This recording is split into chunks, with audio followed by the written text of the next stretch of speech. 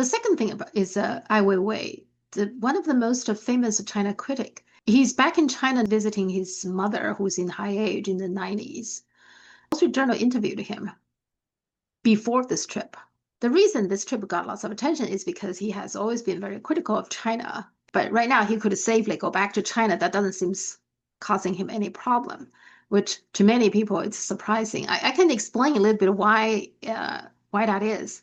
First of all, he has a very special background. His father was the first generation revolutionaries, even though his father didn't hold very high position, but he was a very famous poem writer, very influential.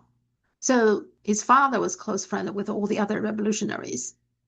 And he himself, I believe personally, knows Xi Jinping. Not very well. They're not close friends, but they do the same circle. So he does have a very special background. My guess is his mother probably asked the authority to give him the permission to come back to visit her, since she is in high age and probably not in good health. So for a humanitarian reason, the authorities gave him the green light to come back home to visit his mother. The other reason, probably more important, is Ai Weiwei has been consistent. He has been highly critical, not just about China, but also on the Western government.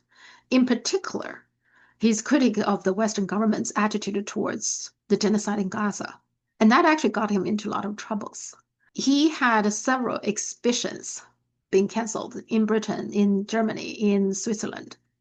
And that made him thinking twice before he's praising the West and believing everything China does is wrong, the West is perfect. He had the second thoughts about that. So he was vocal about his critics towards the Western government, which actually brought him into some trouble.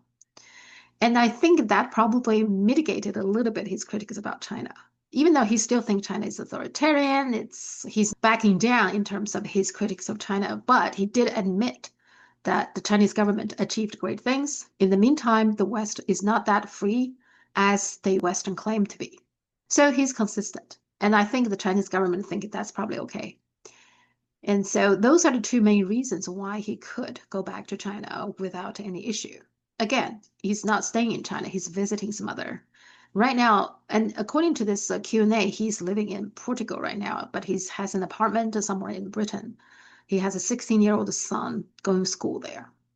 So that's the latest about Ai Weiwei. The fact is that right now, lots of the Western narratives are falling apart in China. And the Chinese government is feeling more confident that people like Ai Weiwei, whatever he does, will not make much of a difference in terms of controlling the narratives.